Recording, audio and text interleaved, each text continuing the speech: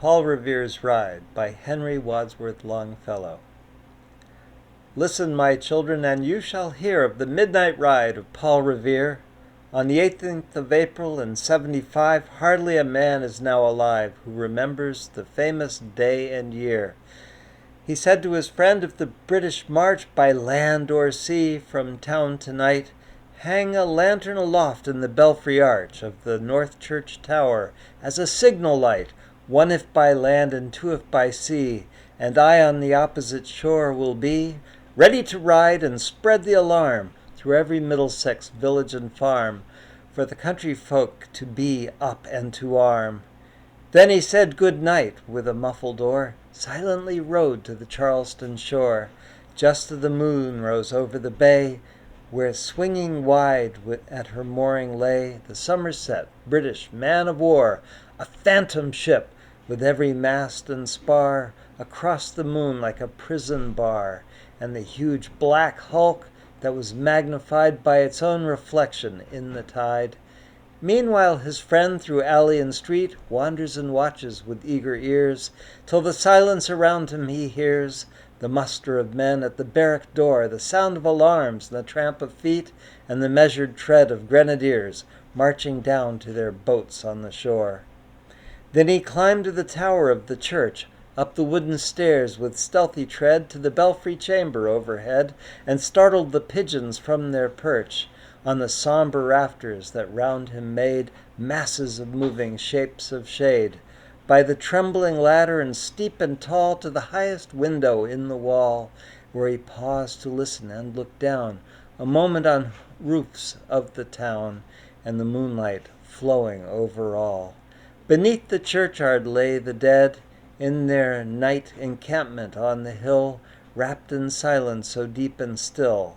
that he could hear like a sentinel's tread the watchful night wind as it went, creeping along from tent to tent, and seeming to whisper, all is well. A moment only he feels the spell of the place and the hour and the secret dread of the lonely belfry and of the dead. For suddenly all his thoughts are bent on a shadowy something far away, where the river widens to meet the bay, a line of black that bends and floats on a rising tide, a bridge of boats. Meanwhile, impatient to mount his ride, booted and spurred, with a heavy stride, on the opposite shore walked Paul Revere. Now he patted his horse's side, now gazed upon the landscape far and near, then impetuous stamped the earth, and turned and tightened his saddle girth, but mostly he watched with eager search the belfry tower on the old North Church, as it rose above the graves on the hill, lonely and spectral and sombre and still, and lo, as he looks on the belfry's height, a glimmer, and then a gleam of light. He springs to the saddle and bridle he turns, but lingers and gazes, till full on his sight a second lamp in the belfry burns. A hurry of hoofs in the village street, a shape in the moonlight, a bulk in the dark, and beneath, from the pebbles in passing, a spark struck out by the steed that flies fearless and fleet. That was all, and yet, through the gloom and light, the fate of a nation was riding that night, and the spark struck out on that steed in his flight, kindled the land into flames with its heat. He has left the village and mounted the steep, and beneath him, tranquil and broad and deep, in the mystic, meeting the ocean tides, and under the alders that skirts its edge, now soft on the sand, now loud on the ledge, is heard the tramp of his steed as he rides. It was 12 by the village clock when he crossed the bridge into Medford town. He heard the crowing of the cock and the barking of the farmer's dog, and felt the damp of the river's fog that rises when the sun goes down.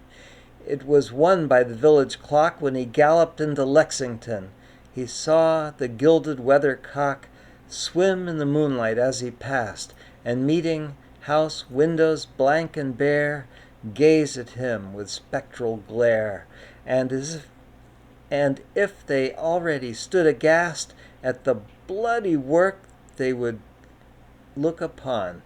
It was 2 by the village clock when he came to the bridge in Concord town. He heard the bleating of the flock and the twitter of the birds among the trees, and felt the breath of the morning breeze blowing over meadows brown, and one was safe and asleep in his bed, who at the bridge would be first to fall, who that day would be lying dead, pierced by a British musket ball. You know the rest, the books you have read, how the British regulars fired and fled, how the farmers gave them ball for ball from behind each fence and farmyard wall, chasing the redcoats down the lane, then crossing the fields to emerge again under the trees at the turn of the road, and only pausing to fire and load. So through the night rolled Paul Revere, and so through the night went his cry alarm to every Middlesex village and farm.